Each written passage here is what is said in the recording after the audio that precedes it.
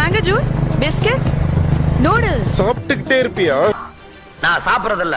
சாப்பிட ஆரம்பிச்சுட்டேன் வீட்டையே காலி பண்ணிடுறேன். சோறு தான் முக்கியம்.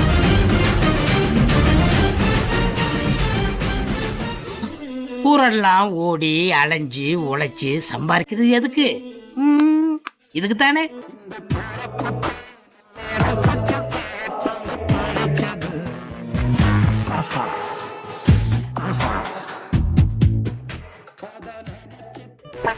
நம்ம இருக்கிறோமேன்னு இலைய விட்டுட்டு போறோம், இல்லைன்னா அதையும் தின்றுப்போம்.